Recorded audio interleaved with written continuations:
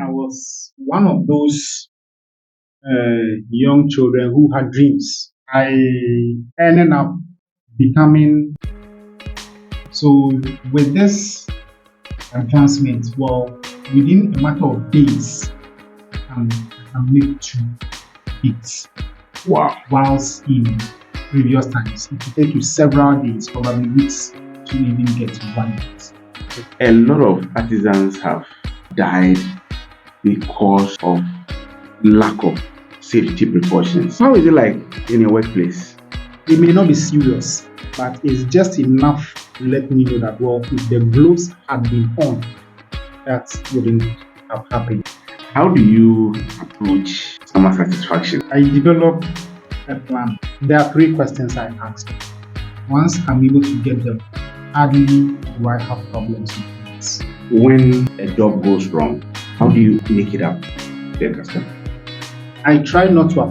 Being a welder, has it been profitable? There are times when, then also there are times when. How do you manage your finances in order to always have some backup when jobs are not coming? I will look at it from two ways. When I started, what advice do you have for those youths who are under apprenticeship? One thing I learned from the early stages: your boss's money is not your money. Some apprentices feel that they're actually doing them a favor. Never. Is that the case? Never. Why? Never. Sometimes, depending on where you end up finding yourself, the amount of money you charge, your boss couldn't have even dreamed of charging that. Yeah. Who will pay for that chandelier? You go and tell him.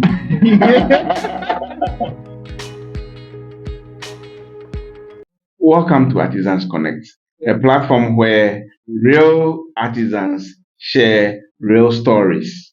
In today's episode, we sit down with a skilled welder whose hands over the years has shaped metals into people's dreams. He is so passionate about his work, he doesn't joke with precision and accuracy. His name is Nelson Akoli Umaka. Today, he opens up about his beginnings as an artisan, the challenges he faced along the way, and what it truly takes to turn a difficult situation into a profession. Whether you are an aspiring artisan or you are already in the field, this conversation will guide and inspire you on your own path to success. Nelson, John, you're welcome. Thank you. Welcome to the show. Thank you for having me. Good, good. Some of us refer to you guys as welders. Some of us also refer to you guys as metal fabricators. For the benefit of the audience, tell us the nature of your work. So, whether it is a welder or a metal fabricator, it's just the same thing. Okay. It's only goes to show which side of the angle you are coming from. Okay. So maybe I can explain this way. There are times when you went to school and then there's a particular name for an item. I don't know if you experienced it. You go to markets, you say you want to buy that particular item by the name. They tell you no, they don't have it, or they don't know what it is. Yeah. And you're able to know that that is the item. It is there. So, oh, Master, this is how we call it. So, a metal fabricator is more or less like how the corporates define it. Okay. But then, in simple terms, it is a welder. Okay. So, for the common average person to understand, but it means the same thing. I see. Good. Now, let me ask you, how did it all start for you as a welder? Where did you begin from? So, interestingly, I was one of those young children who had dreams. So, you kind of like you want to be an engineer, you want to be a pilot, you want to be a doctor, that kind of thing. I wanted to be a lawyer. So, yes, you can relate. So basically, when you grow up, the reality of life hits you and then you realize that no, what you wanted to be, well, life doesn't go that way. So I ended up becoming like a laborer, following construction workers all Okay. around. After initial unsuccessful attempts to secure an office job. So after a while, I kind of started reasoning, well, there are times when these construction jobs, like it drops. Yes. Uh-huh. Yes. The contractor doesn't have money or during the rainy season, and that kind of thing. The clients run out of money, so Exactly. everything has to halt. Exactly. So on one occasion, I went to site to meet the mason and he didn't show up. So I was there contemplating, well, do I have to go back home? Because I spent some small money getting there. How am I going to get back without making anything? Fortunately for me, a welder came to that same site to deliver his finished goods. So realizing that he had no one to help him, I volunteered and he quickly accepted. So he even offered that I can work with him. But before the day ran out, I told him that well, this is what I do. That is how come I ended up at that site.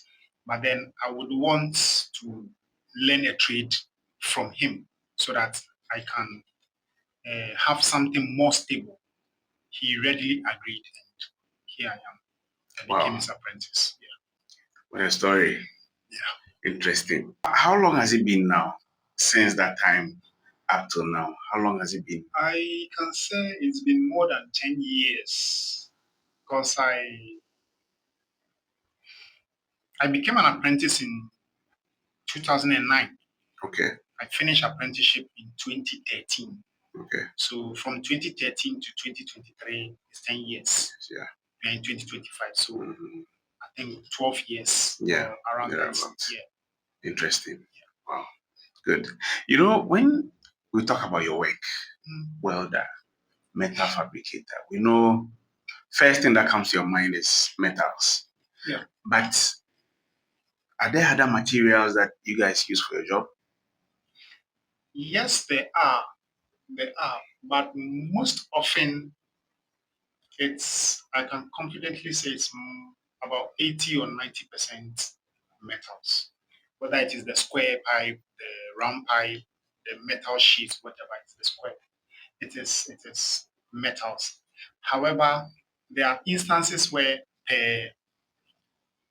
the client's specification, you can have some parts of it being either aluminum composite board, either wood or plexiglass. Some people call it express. Okay. So one example is if you look at some of the gates, there are certain gates where the frame is metal.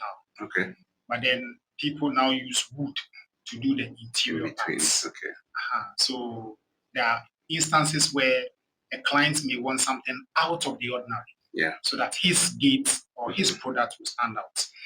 And besides the metal works, I also do 3D signage, or what people call 3D letter writing, where you can have the metal being like the actual frame. And then depending on what the client wants, you have the front and back, either made of wood, made of plexiglass, or whatever, like you see for the filling stations. Before you enter into a filling station, you see that signboard. Yeah, usually in front of the excellent with the fuel prices, the petrol, the diesel, and so on. Yes. So you will notice that the metal majority of that stand, we call it pylon, is made of metal, but then the decorative part is usually from different materials. So by and large, 90% of the work we do involves metals, but then depending on the client specification, certain parts of it may vary. Wow, I see. Now, away from the materials, what kind of tools do you use for your job? Oh, What kind of tools do you use for your job? the regular tools, the regular manual tools. So tape measure, square, hacksaw, blade, like with the frame. It comes with the frame, the regular one. But besides the regular manual ones, for efficiency and fast work, there's also the power tools. So of course there is the welding machine itself. There is the angle grinder or the grinding disc, the grinding machine, the cutting machine, and then drilling machine and all those things. They all play vital roles. So yes, regular manual tools and the power tools as well. Wow. It's I goes hand see. in hand. Yeah. I see. You know, I'm sure you've noticed that over the years, your work has evolved. Yeah.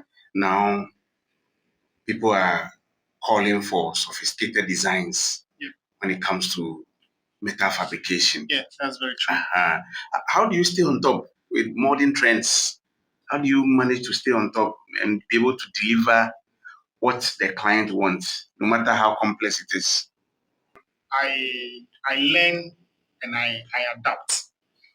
So back back in the day when I was an apprentice, I didn't, or let me say, there wasn't smartphones. Yeah. Uh-huh.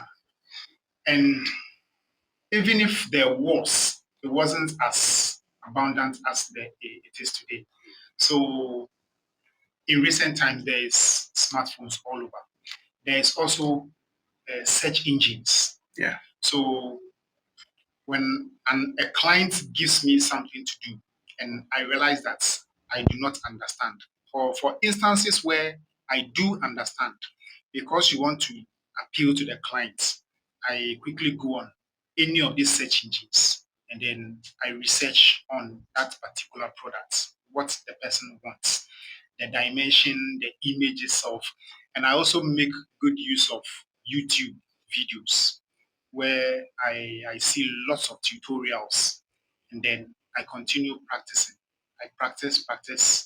And then before I'm able to deliver to the customer, well, I actually know what I am about. So all these ways are ways in which I learn.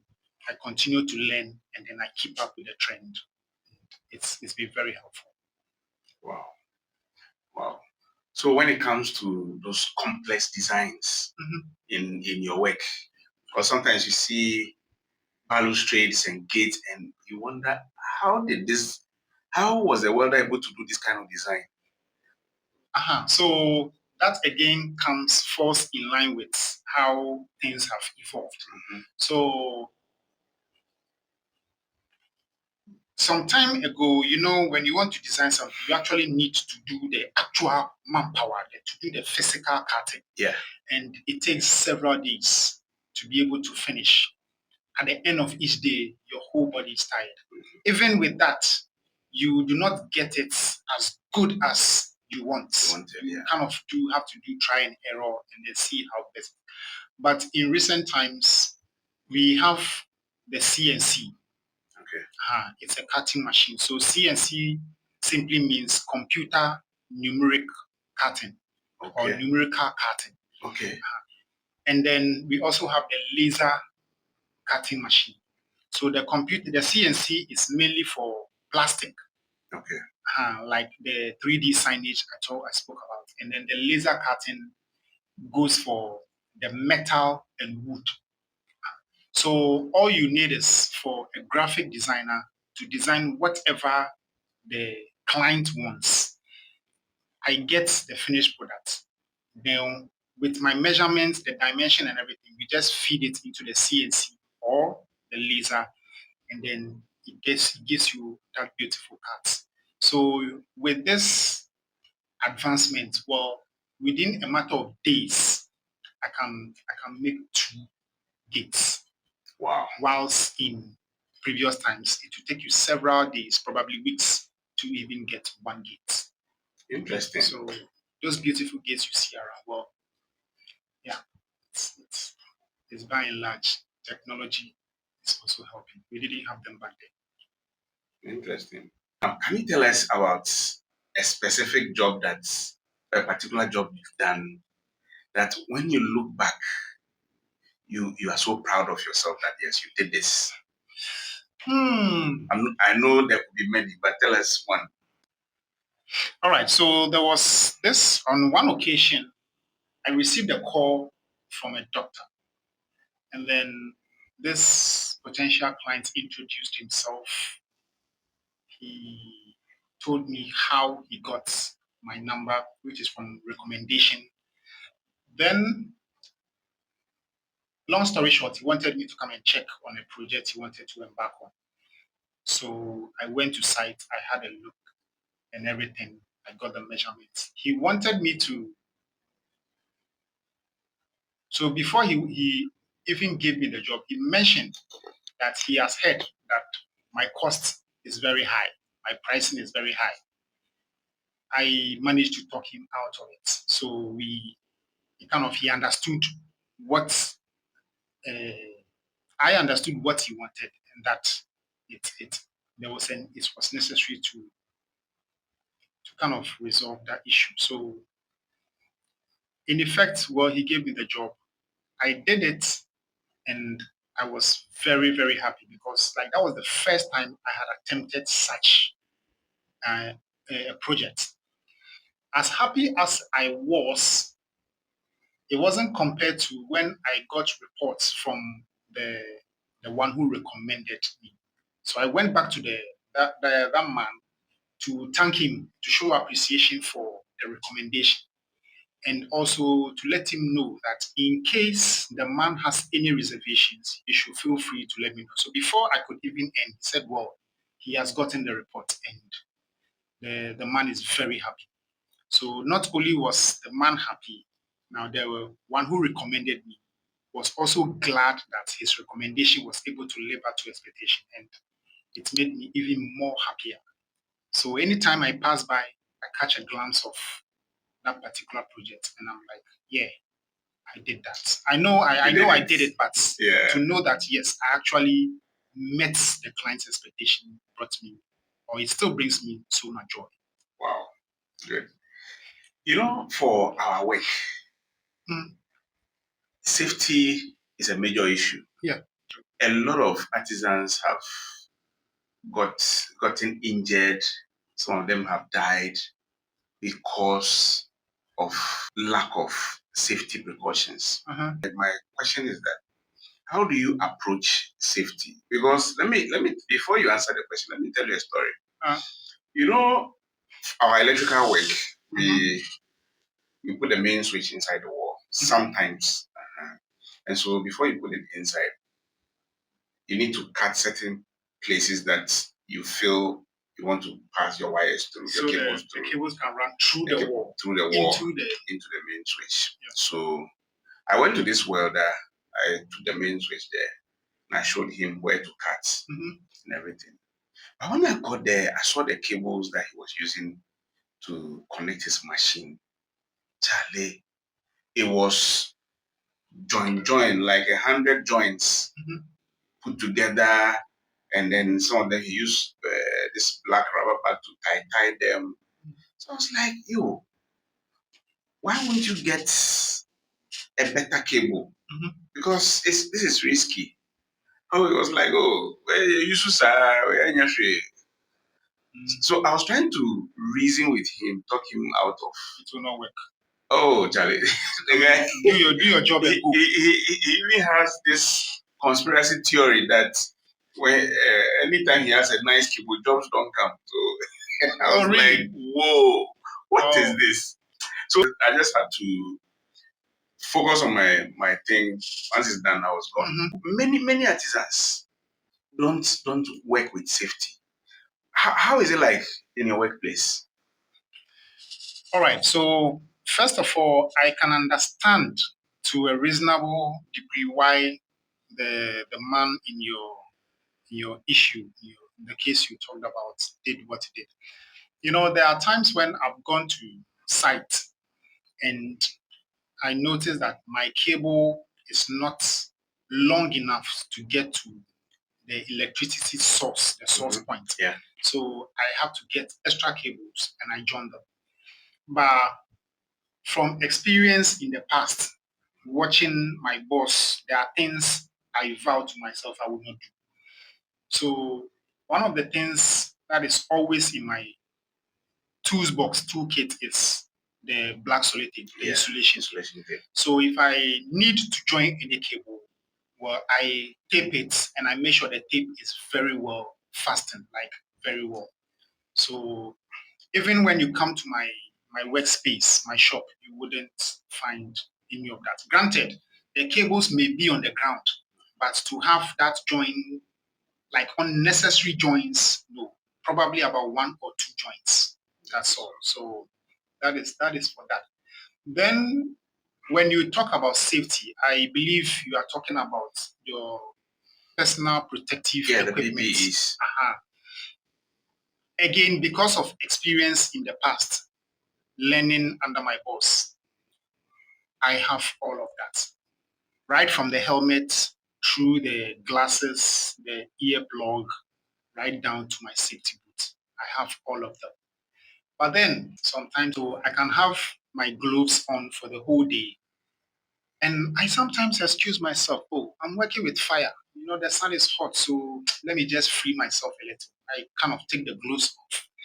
And just when I do that, before the day will run out, there will be a cut either on my hand somewhere.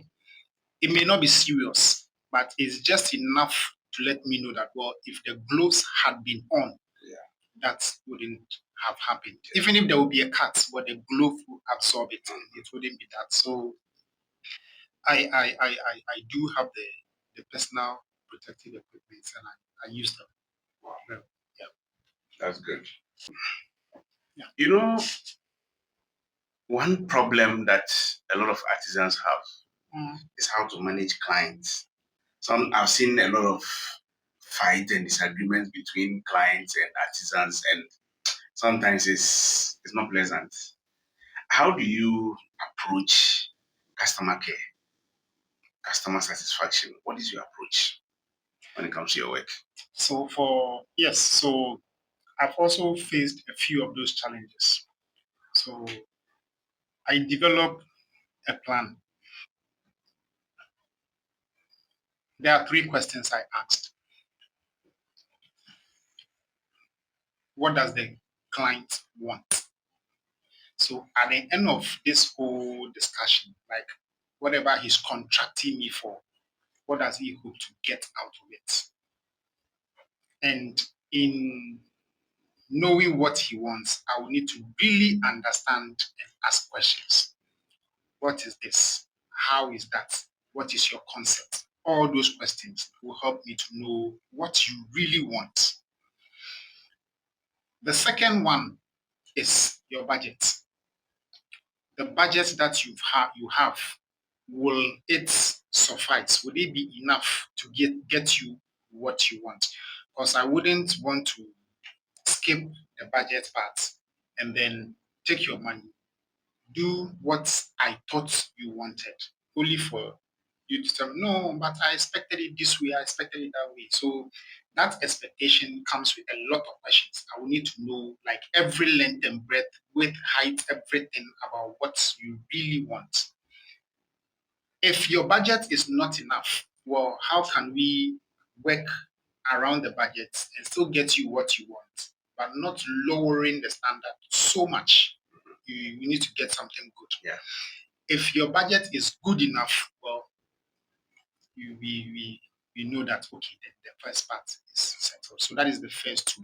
And then the final one is whether there is enough or available materials on the market to get you the specific thing you want.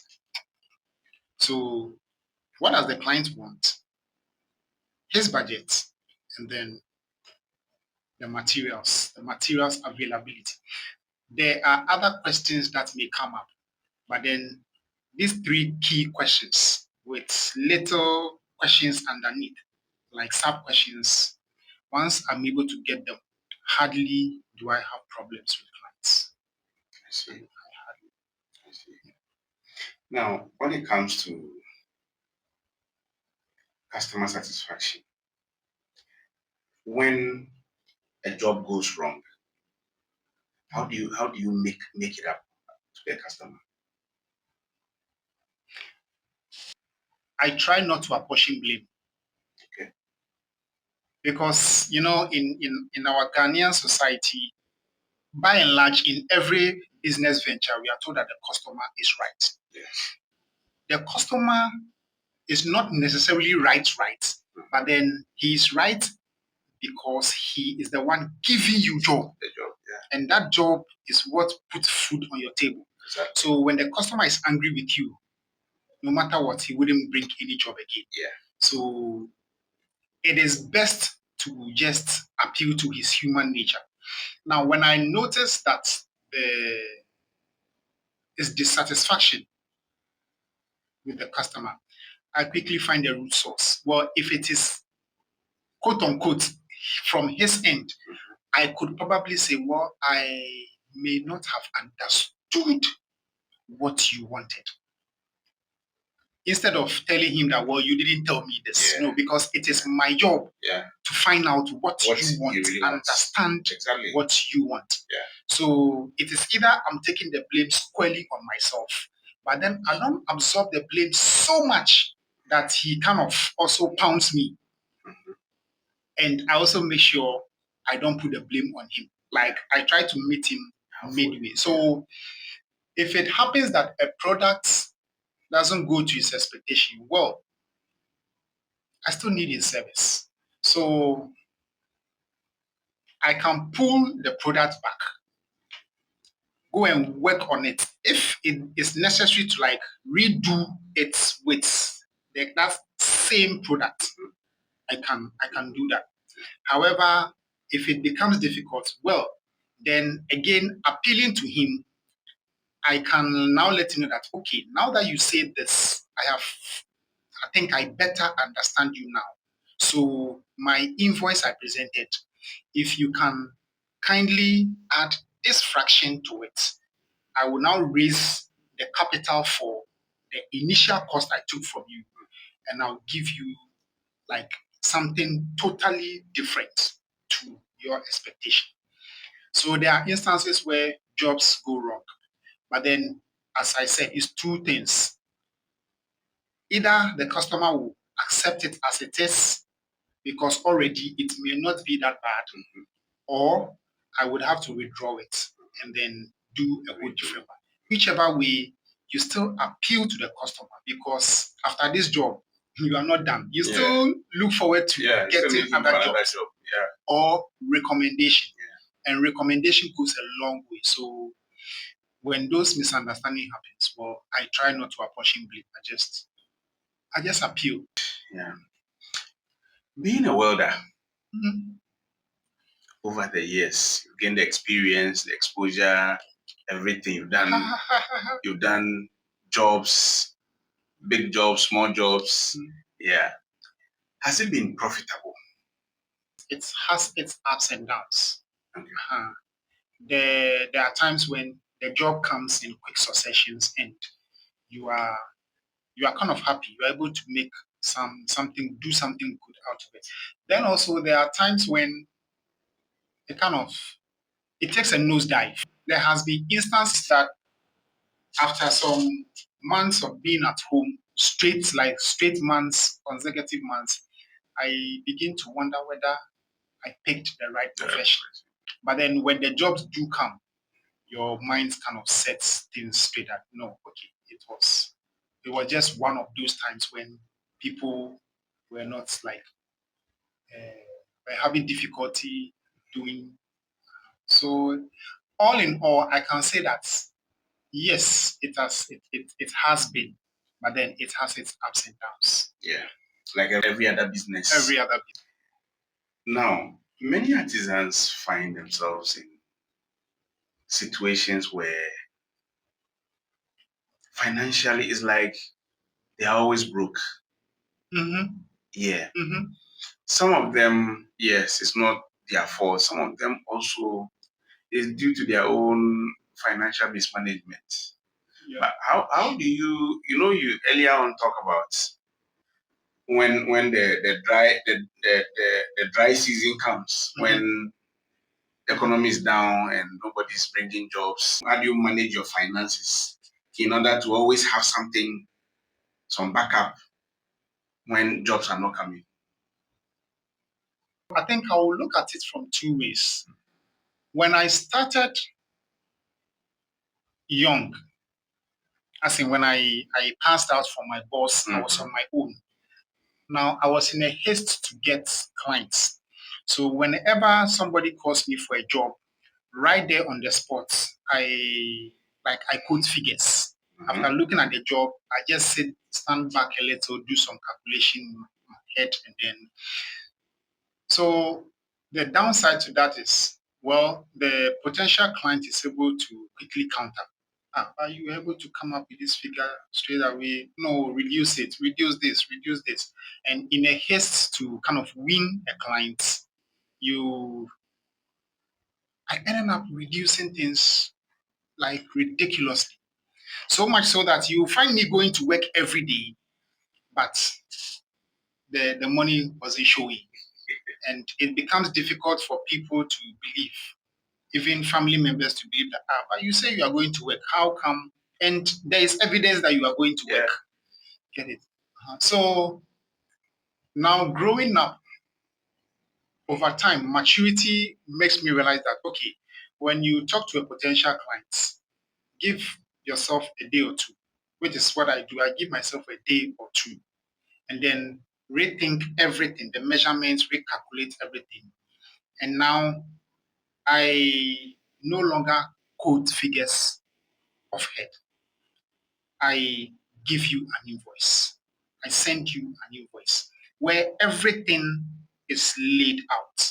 So when you see it, now you tell me where you feel I should reduce, and then reasonably we can.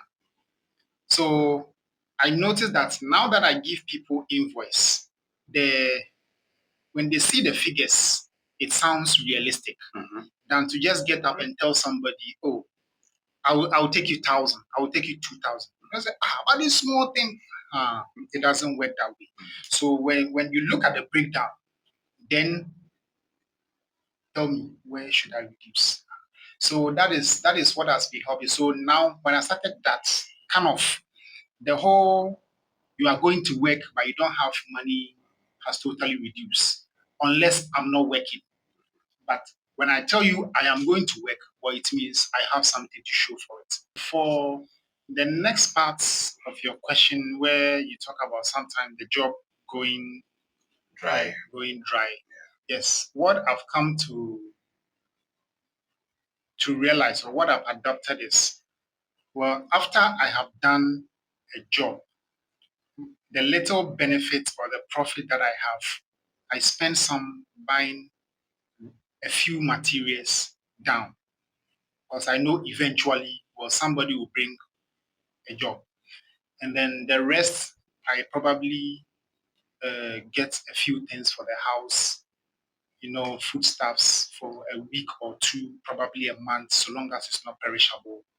And the little, well, you never know when a client will call you to go and do project for him. So those ones have some petty cash that you keep around. So those strategies comes in handy. That's good. There are some youth who are walking around looking for opportunities. And at the same time, those youths, some of them, if you ask them to go and learn a trade, they they don't understand. They feel, learning a trade, go and be under someone for a whole 3 years before he becomes a master. They see it as so long a time to be able to make the money they want to make. They don't have the opportunities to make the money, and yet still they don't want to learn a trade. What would you tell those youths? I can comfortably tell you that there's no quick money or free money anywhere. There's no free money anywhere, and there's no shortcuts to making money. So give or take, we all are under somebody. Is it your parents? Is it your teachers? We are all under somebody. So the accounts have a say that Afincheba, it doesn't take long for a year to come to. So give or take, what is the time frame for studying as an apprentice? 2 years, probably 4 years. Within that period, you would have gained enough knowledge to last you a lifetime. If you wish not to even pursue it further, at least you have it at your fingertips. But then I think it's far better than whatever option you may consider that is going to make some shortcut money. It's actually worth it. Now, there's also another group of youths who are serving under various master tradesmen. Some of them feel like if it wasn't because things were hard, I wouldn't have done this job. I wouldn't have gone into apprenticeship. What advice do you have for those youths who are under apprenticeship, who are receiving training from various master tradesmen and women? There are times when such ones will feel like, well, I'm the one doing like the heavy lifting and my boss is taking the money. If things were not difficult, yes, you could have gotten employment somewhere else. But who is to say that conditions cannot get you fired? You see. So one thing I learned from the early stages, within the first 6 months of my being an apprentice, is your boss's money is not your money. What you deserve, that is what you will get. Is it the 10 cities? Is it the 20 cities? That is what you will get. So focus on learning the skill. And then eventually you would also be able to now call the shots and then hopefully make the same money that you are making. So training, when a student or someone is going through training, it is not sweet. Irrespective of what training, whether it is apprenticeship, as an artisan, or whatever training it is never sweet. But if you have been able to go through that training, you will become just like the one who trained you, your teacher. So if you feel your boss is making money, it's just a matter of time. Eventually, you would also become a boss. For how long? 3 years. There are times when your 3 years will not even elapse. In your second year, going to the third year, you will notice that you have picked up skills and you are also doing some small side hustles, and already something small is coming. By the time you pass out as a master on your own, you can now also charge what your boss is charging, and then you wouldn't have any issue with anyone. So it's usually just being a little patient and going through the training. Uh, Sometimes if you rush and before you are making some small money, you leave your boss, it comes with challenges. But if you go through the training, like you become completely firm, just like your boss. And sometimes the problem is that some of them think that that money, Mhm. that my master is taking all that money to his house to enjoy with his family, but forgetting that, you see, that money, after buying materials from that money, Which will usually be 70% or 80% on the money. yes, the master has to buy electricity at the workshop. He has to pay you, give you your daily job money, whether there's work or there's no work. You will still take it. Exactly. If you don't, there's fights. Remember that there are times the machines will break down, the tools will break down, Exactly. and it is out of that same Same money that will be repaired. So So when you see your boss holding 20,000, 30,000, sometimes it feel like so I clearly agree with you, 100%. Again, there is this local proverb that says that it is only a man who knows how to drink bitter medicine. So although the money has come, the money is big, but then right from the beginning, the calculation that comes with the money is already finished. So all a young apprentice will see is that, hey, my boss has taken some big bread. I also deserve a big slice of the bread. I mentioned earlier, what is due you will be given you. Because remember that it is out of that same money that he has to be going to site to go and check. When mistakes happen, fine, your boss may not be happy, but then the job still goes on. Out of the same money, those mistakes will be corrected.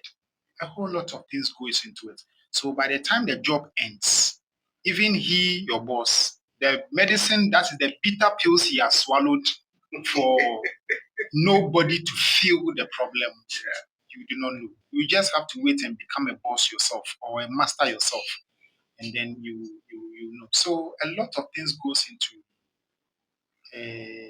he having that money and working with it. Sometimes the money is not even enough, but as he said, he has to bring that bitter medicine. Exactly. Sometimes before you get a job, sometimes you'll be chasing one contract for 2 years, 3 years. That's very true. Yeah. That is so very, very true. All the transportation to the site and back, just to be sure that the job will be given to you, just to see the progress of work so far, so that you speak to the engineer, the contractor, just booking your seat, and then finally they are giving the contract, and sometimes they think, oh, you didn't suffer, you were just there before you come and take the job. So those factors are what we have explained. Remember that there are times when you even go to sites, you come back and some of the tools are missing. If your boss or master should tell you to buy them, you feel angry. But you were the one responsible for the tools. You see, but then again, he has to run the shop, make sure that everything is intact. So a lot goes into it. And I learned this from my very early stages. So whenever my boss was dealing with money, one thing I did that helped me, I didn't even want to stay around to hear the amount of money being spoken about so that I don't get enticed. Just leave the place. And when I did that, my boss never asked me why I do that, but he understood. I can be busily working. The moment he and the client sits within a listening distance, I leave. I just go and sit somewhere and I watch them. If I notice money is about to be exchanged, I turn a different direction. Still sitting there, just in a different direction. My boss understood. I'm there to learn, not to find money. That brings me to another thing that I wanted to ask you. You see, some apprentices feel that by working under their masters or their madams, they're actually doing them a favor. Never. Is that the case? Never. Why? Never. The job would continue with or without you. Fine. Your availability is an extra hand that makes the work go faster. But with or without you, the job still goes. With or without you, your boss will still get a client. With or without you, he can still go to site and then do his measurement. With or without you, he can still call and people will call him. The whole point is now that you are available, he can go knowing that, okay, there's somebody to keep the shop open just in case another customer comes. In the short term, immediately you can feel that you are helping your boss, probably, but then in the long term, who benefits? You are gaining knowledge that no amount of money can pay. Because now you learn your trade in a period of 2, 3, 4 years. Sometimes, depending on where you end up finding yourself, the amount of money you charge, your boss couldn't have even dreamed of charging that. But imagine if your boss knew what you would become.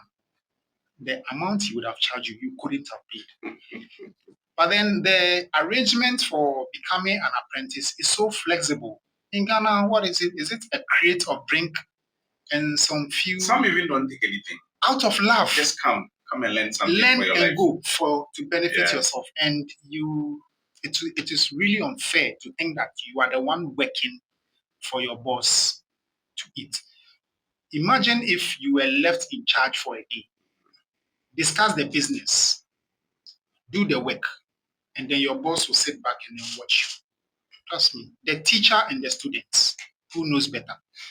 The teacher has gone through training, and then the training has well equipped him to now be at that level, to have a good view of problems. Yeah. So when an issue happens, he's able to know that, okay, this is what is coming. But although this is coming, this is more pressing. Let me solve this. By the time this one gets here, this would have been solved.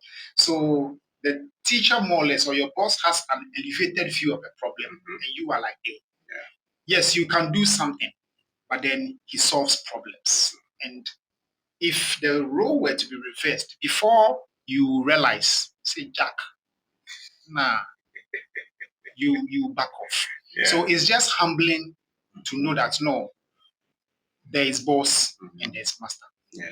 I'll tell you this. There was one time as an apprentice, I picked up very early. I was very good. There was this Chinese man we went to work for in an area called Latibekwashi. He handles his Chinese doctor acupuncture and things. I was working, I was welding, and I knew I was working.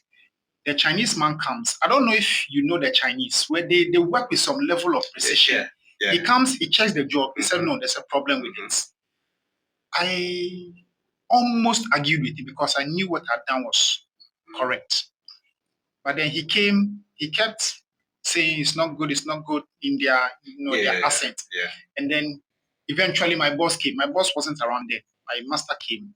And then he just used another metal to hit what I was doing, and there was a little bit. Yeah. So my boss just took it. Within like some few seconds, he just did it. And the Chinese man said, yes, what he said remains with me. Master is master. Good. Boy is boy. That sentence has remained to today. Yeah. So because I didn't want to say it to my bosses, I'm like, but it's the same thing he did. He told me, use the metal to hit what he had done. Bro, I hit the thing hard and it was solid. Wow. Interesting. So from then I realized that no matter how good you are, until your boss says you have picked up, please just remain humble. Yeah. Your time will come. And here I am. See? Yeah. You know, that it reminds me of a rule that I have at my workplace for my boys. And that rule still applies to today. Okay. You know, I had my first apprentice around 2006. Thereabout. You know those days were using the fluorescent. Yeah, the fluorescent tubes, the long one, and then the 2 feet lamp, 2 feet and 4 feet. 4 feet, and incandescent lamp, the breakable one. If it falls down, breaks. So the rule was simple. If you don't handle a bulb well and it falls down and breaks, you pay for it. Yeah. And they were like, hey, why? They don't understand. Never hear before. I'm wicked. All kinds of things. Okay. You see, they didn't know the brain behind that instruction. Okay. I was teaching them to handle customers' properties with care. Excellent. So imagine that rule was not in place. You don't get any training on how to handle things properly, especially things that are fragile. And the customer goes to buy 5,000 cedis chandelier, and then you hang it and then it falls. Who will pay for that chandelier? You go and tell you. You get it? Yeah. So right from the beginning, I make you know that, look, even if it's a single bulb, if it drops and breaks, you pay for it. Yeah. So that in your mind, you know that you are not supposed to damage anything that belongs to the customer. You get it? Yeah. But again, they feel like, oh, it was later when they also became masters. Then they realized that, okay, What this guy was saying was true. breakages are payable. And that is good training. I totally agree, because if you're able to take good care of somebody's property, which is expensive, Yeah. imagine how you take care of yours. Yes. I don't know if you've had this experience, but several times I've gone to site with my boys. You come back and then screwdriver is missing. Yeah. So plier is missing. Several times. Several times. So who's going to pay for that? You, of course. You get it. So all those things are some of the problems that you, the master, you bear, the boss, you bear. But then because you don't talk, or you may not talk about it, your boys may not know. But then, as you said, when they eventually become master, then they now feel the burden of now carrying that weight, and sometimes they wish they were not masters. You know, there's also another group of young men and women who are in vocational schools and technical schools, some even in the technical universities. There is something I've noticed over the years. I've had the opportunity of training some of them, a few of them, and uh, they come back from school, like they finish school, they come and they want some hands-on training. And sometimes I assume that, okay, from school they will know a lot of things. It's really theory. But it appears it's only theory. Look, there was one boy I practically have to teach him how to hold a plier. It was strange because you should have learned that. I thought you should have learned that in school. What do you think will help them so that by the time they come out, or by the time they are done with school, they already have the hands-on training that can help them to even start working immediately they finish school? So this will be my suggestion. Well, there are times when they get vacations, right? So instead of coming home and just staying at home, well, because it's a vocational school, you can look at what your interest was or what you are studying, and then anyone within your area, whether it's a plumber, electrician, metal fabricator, carpenter, whatever it is, associate yourself with that person. And then that's 1 month or 6 weeks that you are at home. You get, it's like you continue to practice. They say practice makes perfect. So as you continue to practice, you go back to school and then you are still okay. So you learn the theory in school. Remember that some vocational schools have workshops. Yeah.